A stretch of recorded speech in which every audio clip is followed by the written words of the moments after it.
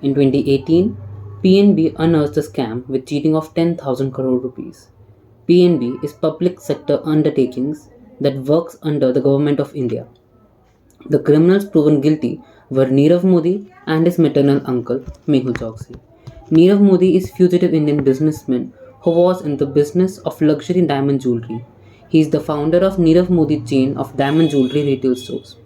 Mehul Choksi is a fugitive Indian businessman and the owner of Gitanjali Group, a retail jewelry firm with 4,000 stores in India. The fraud was carried out with the help of fake LOUs. LOUs are letter of undertakings which are open in favor of branches of Indian banks for import of pearls for a period of 1 year, for which Reserve Bank of India guidelines lay out a total time period of 90 days from the date of shipment. Nirav Modi got his first fraudulent guarantee from PNB on March 10, 2011 and managed to get such 1,212 more guarantees over the next 74 months.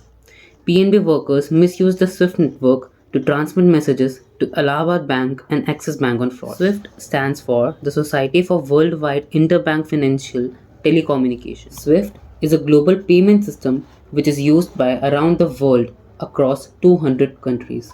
It is similar to Gmails for banks or like SMS, but for money transfer, messaging system, and money transfers.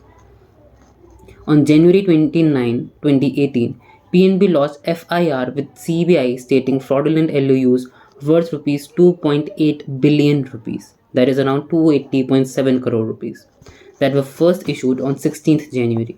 As of records to date, 18th May 2018, it was ballooned to an enormous amount of rupees 14,000 crores. In the further investigations, it was found that it were dummy firms which were receiving the LOUs and were based out in British Virgin Islands and other tax havens. An arrest warrant was issued against Choksi as he was wanted in India for criminal conspiracy, criminal breach of trust, cheating and dishonesty, including delivery of property, corruption, and money laundering. CBI added Section 409 of the Indian Penal Code for criminal breach of trust by public servant, merchant, banker, agent claiming 150 letters of undertaking were issued by PNB official Gokulnath Shetty. Psychological autopsy is a method of investigating a person's mental state and psychological history leading up to their death. While it is not typically used in cases of financial fraud or criminal activity, we can attempt to analyze the mindset and behavior of Nirav Modi, the mastermind behind the PNB scam, based on available information.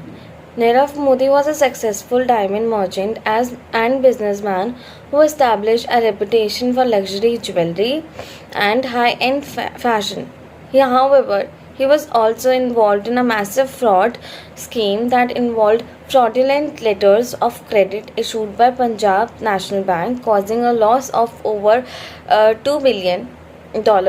Based on reports, Modi appears to have exhibited narcissist traits, which can include a sense of self importance, a need for admiration, and a lack of empathy for others.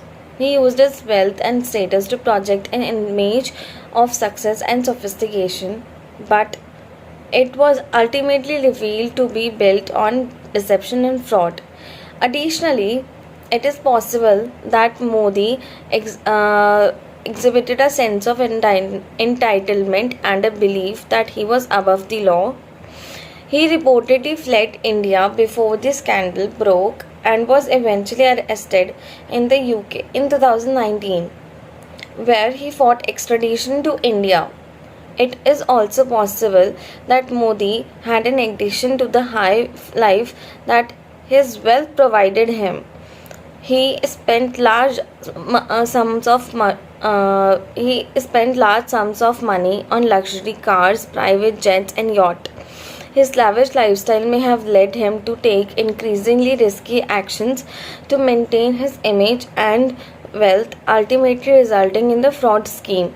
Overall, the psychological autopsy of Nirav Modi suggests a complex set of factors that may have contributed to his behavior and decision making. While it is not possible to definitely diagnose or analyze his mental state without a formal evaluation, It is clear that his actions had far reaching consequences for both individuals and the banking system as a whole. Criminal profiling refers to the process in which the nature of crime is used to make inference about the personality and other characteristics of the likely offender.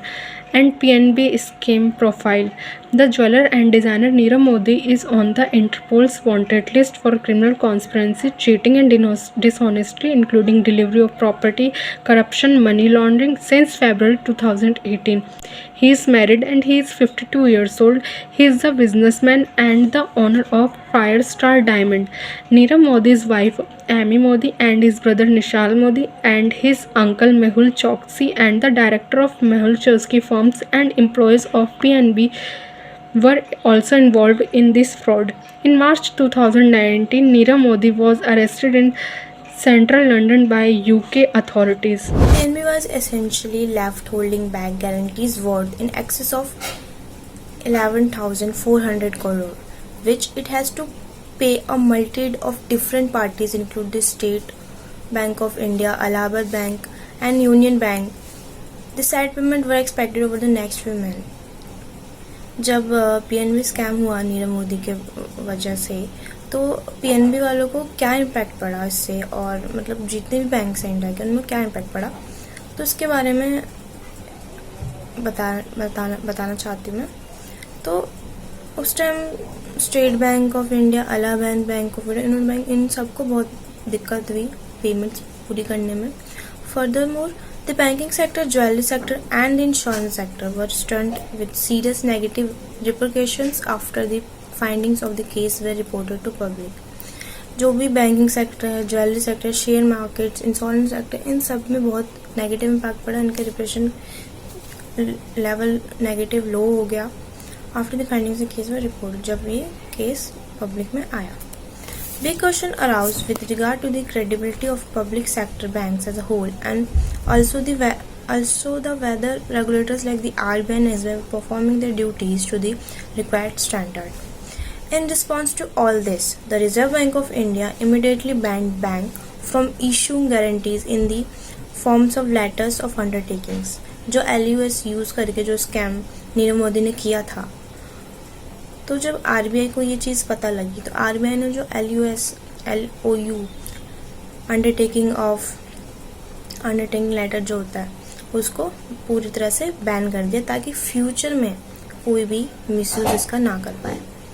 It was also decided that the process of issuing LOUs for trade-related credit for imports in India was to be discontinued by commercial banks with immediate effect. और तुरंत जितने भी banks इसको use कर रहे थे सब में ये चीज़ डिस्कनेक्ट कर दी गई.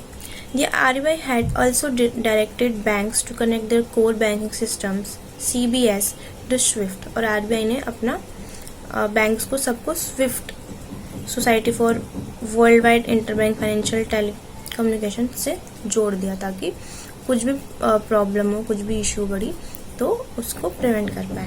Given the gravity of situation, psychologists can provide valuable insight into the motivation, behavior, and mental states of the involved in corporate crime, and develop interventions to prevent similar incidents in the future. From psychologist perspective, corporate crime is often driven by the combination of individual and organizational factors. Individual factors may include personality traits such as narcissism, greed, and lack of empathy, while organizational factors may include the cultural corruptions, weak internal controls, and inadequate oversights. Now, I will talk about the interventions, which are ethical leadership training, employee screening and selection, whistleblower protection, organizational culture change, and restore justice.